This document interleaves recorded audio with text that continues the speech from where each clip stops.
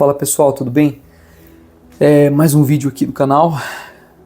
Estava aqui meditando em alguns assuntos, alguns textos e queria conversar com você sobre algo muito interessante que estava meditando. Esse texto, ele é para aquela pessoa principalmente que tem brotado no coração o anseio por conhecer Jesus ou essa fé, esse amor por Jesus, ou essa questão lá interna no coração mesmo, em relação a algo bom no que se refere a Deus, mas que quando olha ao redor e vê tanta gente fazendo tanta coisa estranha em nome de Deus, tanta briga, tanta competição, tanta coisa errada, acaba ficando parado assim, sem saber o que fazer e de repente você seja uma pessoa que não consegue se desenvolver nos seus dons, não consegue se desenvolver naquilo que você carrega de Deus. Mas você crê, lá dentro de você crê. É internalizado, você pode ser que tenha coisas da sua vida que ainda estejam ainda bagunçadas, mas lá dentro você tem essa fé.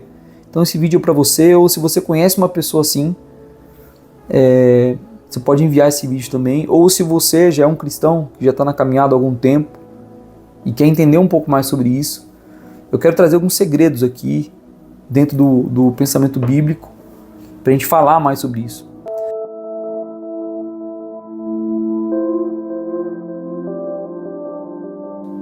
Essa bagunça que a gente vê do ponto de vista humano é uma bagunça, isso é um fato, mas do ponto de vista bíblico está totalmente dentro dos conformes. Por mais que isso seja bem estranho da gente entender, isso já está amplamente profetizado nas Escrituras, já está estabelecido nas Escrituras. E aí a gente começa com esse ponto, que é que a origem da nossa fé são as Escrituras. É o fundamento apostólico que dá origem à nossa fé, e não necessariamente a qualquer líder moderno que a gente possa ver.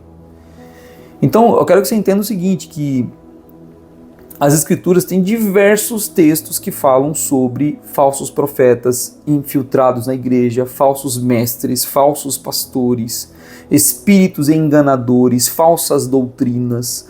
O fundamento da nossa fé, e eu estou falando só de Novo Testamento por enquanto, que foi escrito há 2000 anos atrás, já alertava que tudo isso aconteceria. Vou ler um texto aqui para você ver.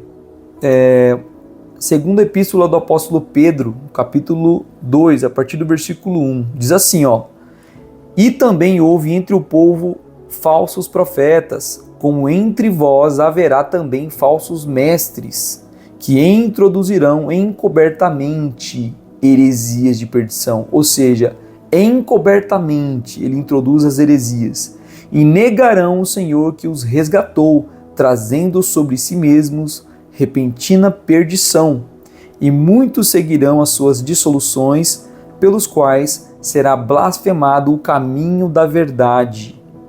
Blasfemado o caminho da verdade. Percebe isso? A pessoa pragueja sobre a fé, não quer saber de Bíblia, quer jogar longe, por conta desse tipo de gente que o apóstolo Pedro disse há 2000 anos atrás que entrariam na igreja. A prova está aqui. E por avareza, versículo 3, e por avareza farão de vós negócio com palavras fingidas, sobre os quais já de largo tempo não será tardia a sentença, e a sua perdição não dormita. Então esse texto ele já é um dos textos, dos milhares de textos que tem no Novo Testamento que fala sobre isso. Então precisa se desassociar a fonte da fé o que fizeram em nome da fé. Vou te dar um exemplo. Se porventura Jesus falou sobre amor e perdão, e eu digo que eu sou cristão, e eu propositalmente faço mal para o próximo, você não pode julgar a origem da minha fé. Você pode até me julgar, você pode até me exortar, mas não a origem da minha fé. Eis aí a diferença. Então travaram guerras em nome de Deus, pessoas foram executadas em nome de Deus, e Jesus disse que isso aconteceria. né, que chegariam tempos em que fariam guerra com o nome de Deus. E isso aconteceu e acontece. Então fica aqui esse entendimento. Agora eu queria falar algo até mais profundo, tá? Sobre agora um sentido mais profético, um entendimento um pouco mais aprofundado para você sobre essa bagunça ser organizada do ponto de vista de Deus. Primeiro, pelo que eu já falei em relação a ter sido profetizado amplamente nas Escrituras, e os apóstolos falarem muito a respeito disso. E outro ponto é, se você ler com calma o livro de Romanos, capítulo 11, o apóstolo Paulo ele faz uma referência ao período do profeta Elias. E qual que é o contexto que o apóstolo Paulo vai citar em Romanos no capítulo 11, ali nos primeiros versículos? Ele vai dizer o seguinte, que o contexto do profeta Elias era o seguinte: o profeta Elias, ele fugiu, na verdade, depois de ser ameaçado pela rainha Jezabel, que era esposa do rei Acabe, rei de Israel, porque toda a nação de Israel praticamente estava em idolatria, ou seja, eles estavam fora do caminho de Deus. Então, só praticamente havia Elias, e Elias é ameaçado e ele foge por medo, né, de perder sua vida, e então ele tem um encontro com Deus, e nesse diálogo com Deus, ele vai dizer assim, olha Senhor, só restou eu, não tem mais ninguém que tema o Senhor, que busque os seus mandamentos. E aí a resposta que Deus dá para Elias é a seguinte: eu ainda tenho 7.000 homens que não se prostraram a Baal.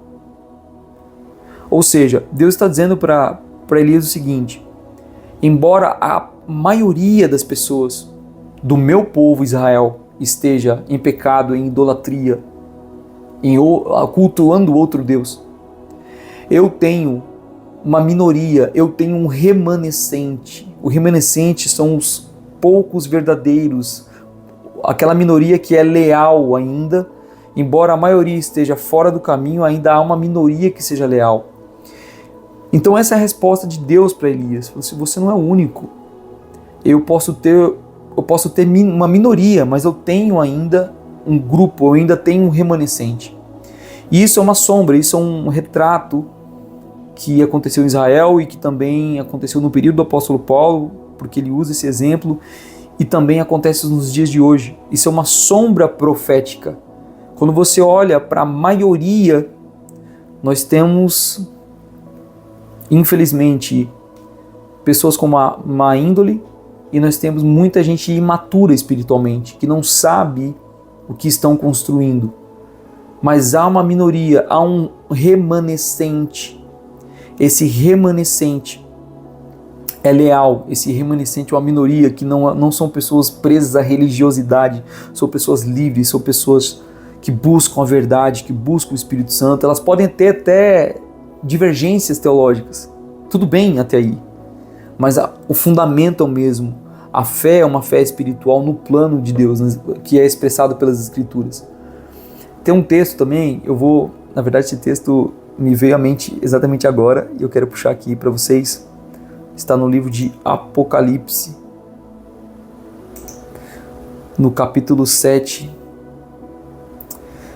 No capítulo 7, o apóstolo João ele vê uma multidão de pessoas aqui, e eu queria falar sobre esse povo em específico.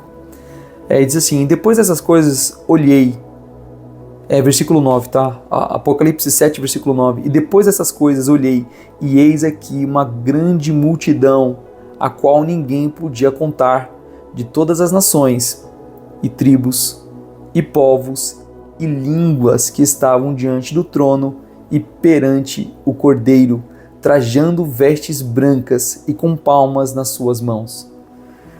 Então esse texto é maravilhoso, ele fala justamente sobre esse grupo remanescente. Então esse é um segredo, uma chave para que você não se iluda pelo que você está olhando com os olhos naturais, porque todo esse cenário, essa bagunça organizada é uma provação para que a gente possa nos elevar em fé e abrir os olhos espirituais.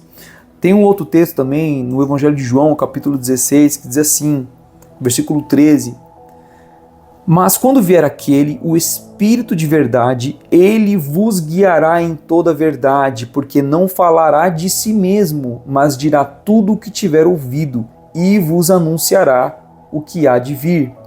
Ele me glorificará, porque há de receber do que é meu, e vou-lo há de anunciar. Ou seja, aqui, Yeshua, antes de ser crucificado, ele tem uma conversa com os discípulos e ele vai falar, olha, eu tenho que ir embora e o Espírito virá, eu vou enviar o Espírito da verdade e ele vai testificar de mim. Ele vai guiar vocês e vai ouvir o que eu tenho a dizer e transmitir isso para vocês.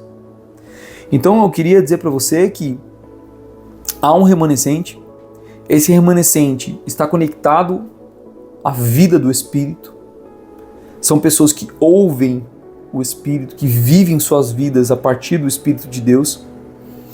E esse texto em específico, ele mostra algo pra gente.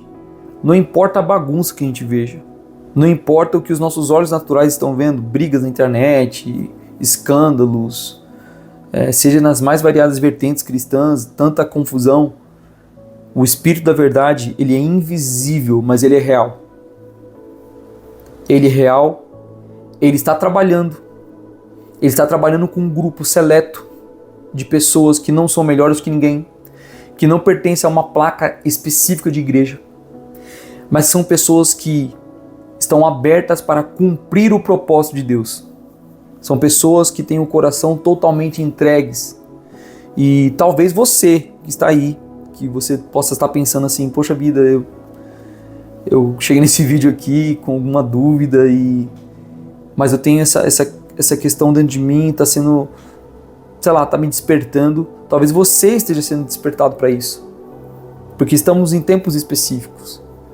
Então eu queria te abençoar nesse tempo para que você possa crescer no entendimento, um entendimento sem ser religioso, mas um entendimento espiritual do plano de Deus, e que o Senhor possa abrir os teus olhos espirituais, os teus ouvidos espirituais, e que nesse tempo você, por meio do Espírito da verdade, você cresça, você se desenvolva, você entenda que você não tem que viver a sua vida para você mesmo, que você tem dons e que Deus, ele pode, se a pessoa for quebrantada, em um dia construir muitas coisas e contar com você para esse tempo, para servir ao reino dele, para que você esteja junto com essa multidão nesse dia. Então eu queria te abençoar com essa palavra. Muito obrigado se você foi edificado por esse vídeo. Queria pedir muito para você curtir, para você se inscrever no canal e que você possa enviar para muitas pessoas. Até a próxima. Até lá. Abraço.